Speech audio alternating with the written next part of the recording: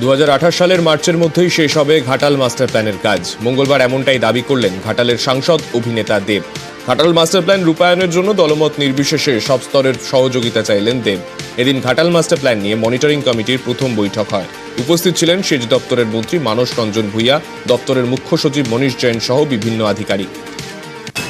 আমাদের ডেডলাইন হচ্ছে March 2028 Ghatal master প্ল্যানটা আমাদের পক্ষ থেকে আমরা প্রিপেয়ার করছি, কারণ যেহেতু আপনারা সবাই জানেন যে হিউজ প্রসেস।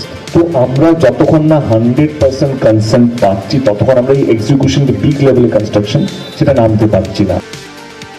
আমরা দাসপুর একের কোনো লোকের কোনো কষ্ট করতে দেব না, ক্ষতি হবে না।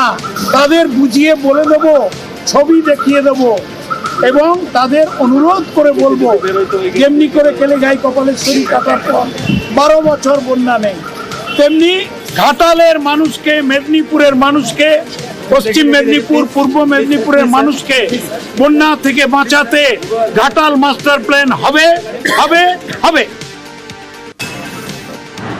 আবাস যোজনায় কেউ টাকা চাইলে থানায় গিয়ে অভিযোগ করুন, সোমবারই পরামর্শ দেন মুখ্যমন্ত্রী। আর মঙ্গলবারই পঞ্চায়েত প্রধানদের বিরুদ্ধে রেজিনগর থানায় অভিযোগ করলেন উপভোক্তারা। আবাস যোজনায় কাটমানি নেওয়ার ভুরি ভুরি অভিযোগ মুর্শিদাবাদে। সোমবার লালবাগের সভায় এই নিয়ে সরব মুখ্যমন্ত্রী। কাটমানি চাইলে থানায় অভিযোগের পরামর্শ। এরপরই রামপাড়া ও আন্দুলবেরিয়া গ্রাম পঞ্চায়েতের একাধিক উপভোক্তা রেজিনগর থানায় গিয়ে অভিযোগ জানান। আর সরকারি যে প্রকল্পগুলো হচ্ছে, কেউ যদি আপনাদের কাছে 1 টাকাও চায়, 1 টাকাও কাউকে দেবেন না। তার কারণ হচ্ছে এটা সরকারের টাকা, অন্য কারোর টাকা নাই। সুতরাং এই টাকা নেওয়ার অধিকার গ্রাম সভারও নেই, পঞ্চায়েতেরও নেই, পঞ্চায়েত সমিতিও নেই, জেলা পরিষদেরও নেই, কারও নেই। যদি কেউ টাকা চায় পুলিশ থানায় গিয়ে ডায়েরি করবে, আর যদি পুলিশ ডায়েরি না নেয় আমার মুখ্যমন্ত্রী সরাসরিকে জানাবে। প্রথমে আমি 60,000 টাকা পাইছিলাম, তো ওই টাকার জন্য আমাকে বললো 5,000 টাকা দিতে হবে। 5,000 টাকা দিয়েছি, পরে যে টাকাটা ঢুকবে সেই টাকাটা যদি আমি না দিই, 15,000 টাকা না দিলে আমার টাকা ওরা ঢোকাবে। কে বলছে এটা? ওটা রবীন ঘোষ, হয়তো আমাদের তৃণমূলের প্রধান। কিসের টাকা এটা? এটা ঘরের টাকা, আবাসের জন্য। আবাসের জন্য। এখন আমরা কিভাবে টাকা দেবো তার চেয়ে এখানে আমরা সবাই মিলে এসেছি, এখন কি করি ওরা দেখুন। দীঘার হোটেলে খাদ্য সুরক্ষা দপ্তরের হানা। দীঘার একাধিক হোটেল এবং রেস্তোরাঁ থেকে বেশ কয়েক সপ্তাহ ধরে অস্বাস্থ্যকর খাবার বিক্রির অভিযোগ আসছিল। এরপরই নিউ দীঘার 20টি হোটেল রেস্তোরাঁয় হানা খাদ্য সুরক্ষা দপ্তরের আধিকারিকদের। বাজেয়াপ্ত পচা খাবার, রান্না করা খাবারে বেআইনি রং ও নোংরা জল ব্যবহারের অভিযোগ। 24টি হোটেল ও রেস্তোরাঁ মালিককে নোটিশ, ক্রেতাদের স্বাস্থ্যকর খাবার পরিবেশনের নির্দেশ। সিউড়িতেও খাদ্য সুরক্ষা দপ্তরের অভিযান। একাধিক মিষ্টির দোকান, রেস্তোরাঁয় অভিযান। সিউড়ি বাস স্ট্যান্ডের সামনে মিষ্টির দোকান থেকে উদ্ধার পচা মোরব্বা।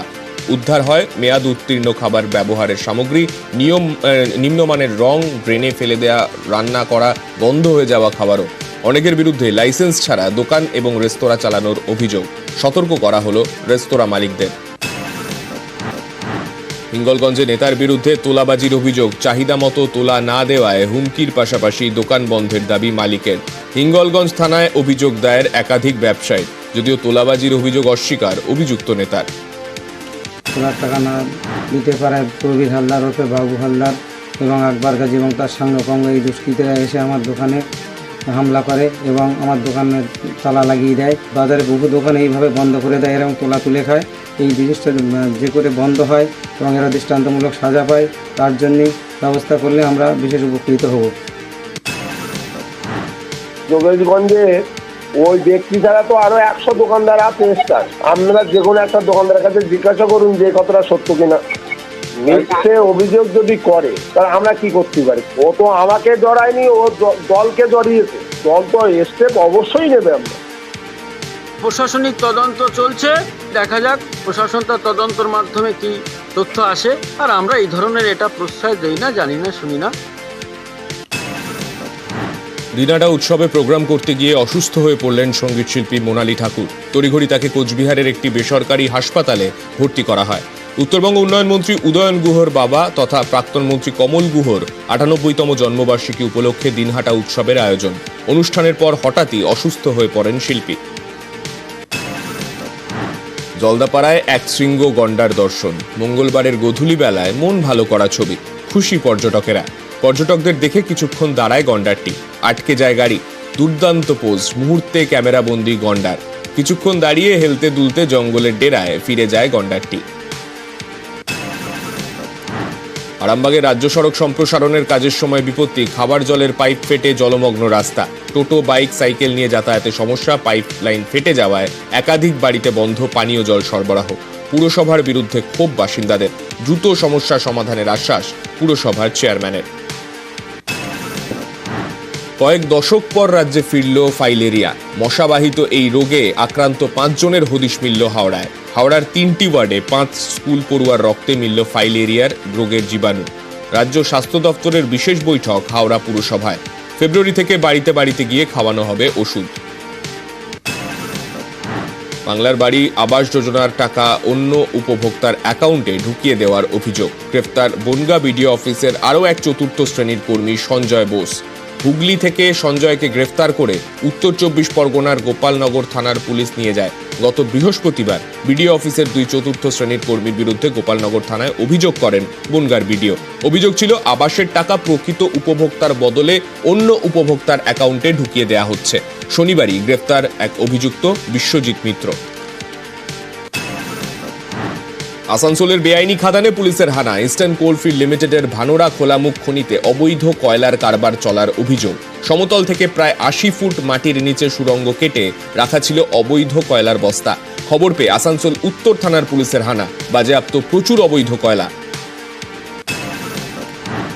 বিজেপি কর্মীর বিরুদ্ধে মহিলাকে রাস্তায় ফেলে মারধরের অভিযোগ। নিউ ব্যারাকপুরের 7 নম্বর ওয়ার্ডের ঘটনা। পরিবারের দাবি, বিজেপির কর্মী মমতা সরকার ও তার অনুগামীরা দীর্ঘদিন ধরে ওই মহিলাকে হুমকি দিচ্ছিল। রাস্তায় ফেলেও চলে মারধর। বিজেপি কর্মীর অত্যাচারে মহিলা আত্মঘাতী অভিযোগ পরিবারের। অভিযুক্তের নামে ঘোলা থানায় অভিযোগ দেয়। পর্যটকদের নিরাপত্তায় জোর। বেঙ্গল সাফারি পার্কে পুলিশ ফাঁড়ি শুরু হচ্ছে শীঘ্রই। সেই সঙ্গে বাইক পেট্রোলিং ও হবে সাফারি পার্কে। মঙ্গলবার পার্কের 10তম জন্মদিনে এই কথা জানান Siliguri police commissioner C Sudhakar. Safari পার্কের ডিরেক্টর জানান, 10 বছরে বেড়েছে বন্য জন্তুর সংখ্যা, বেড়েছে আয়ও। শীঘ্রই লায়ন সাফারিও শুরু হবে। আরও নতুন বন্য প্রাণ আনারও ভাবনা। খড়িবাড়িতে নদী থেকে অবৈধভাবে বালি তুলে পাচারের অভিযোগ। পাচার রুখলেন খোদ বিএলআরও। খড়িবাড়ির বাতাসি সংলগ্ন এলাকায় 327 নম্বর জাতীয় সড়কে আচমকা অভিযানে খড়িবাড়ি ভূমি ও ভূমি রাজস্ব আধিকারিক প্রতিমা সুব্বার। অভিযানে আটক 3টি চালান ছাড়া অবৈধ বালি বোঝাই ট্র্যাক্টর। ট্র্যাক্টরগুলিকে খড়িবাড়ির পানি ট্যাঙ্কি ফাঁড়ির পুলিশের হাতে তুলে দেওয়া হয়। ঘটনায় কেউ গ্রেফতার হয়নি। ফাঁসি দেওয়ায় জমি জটে আটকে সেতু তৈরির কাজ। শিলিগুড়ি মহকুমা পরিষদকে নোটিশ দিয়ে কাজ বন্ধের নির্দেশ বন দপ্তরের। দীর্ঘদিনের দাবি মতো গত বছর শিলান্যাসের পর শুরু হয়েছিল সেতু তৈরির কাজ। চেঙ্গা নদীর ওপর 96 মিটার সেতু তৈরিতে খরচ পড়েছিল 7 কোটি টাকা।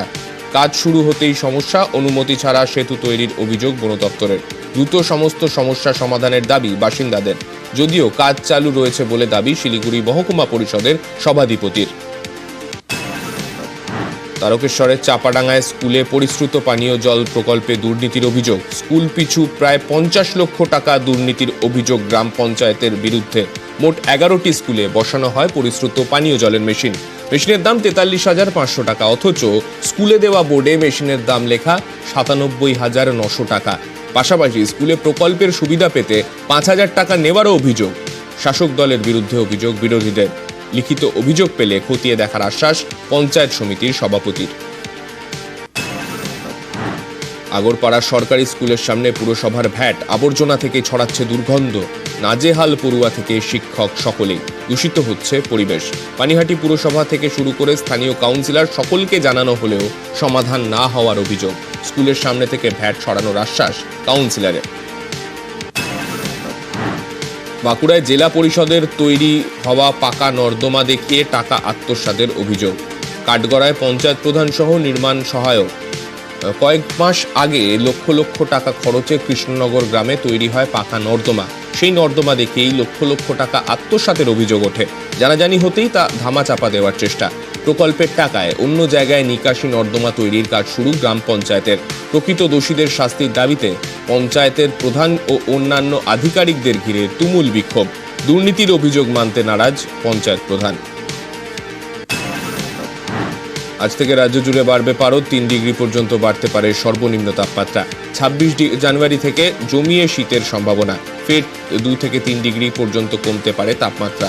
আগামী 5 দিনে নেই রাজ্যে বৃষ্টির পূর্বাভাস, জানানো আলিপুর হাওয়া অফিস।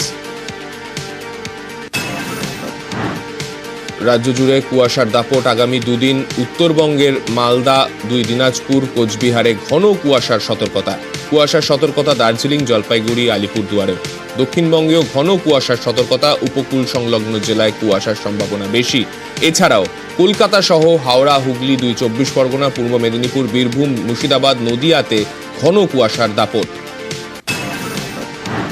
5 দিন পর বাড়ি ফিরলেন সৈফ আলী খান, তবে সদ্গুরু শরণ আবাসনে নয়, ফিরলেন সদ্গুরু শরণ আবাসন থেকে কিছুটা দূরের আরেকটি আবাসনে। মঙ্গলবার দুপুরেই হাসপাতালে পৌঁছে যান শর্মিলা ঠাকুর, আসেন করিনা কাপুর খান। দুপুর 2টোয় সৈফকে দেখা যায় মুম্বাইয়ের লীলাবতী হাসপাতালের বাইরে। কড়া নিরাপত্তার মধ্যে অভিনেতাকে বাড়ি ফিরিয়ে নিয়ে যান পরিবারের সদস্যরা। আপাতত বাড়িতেও কড়া নজরদারিতে থাকতে হবে অভিনেতাকে। 1 সপ্তাহ কোনোভাবেই বাড়ির বাইরে যেতে পারবেন না তিনি। জখম পুরোপুরি এখনো শুকোয়নি।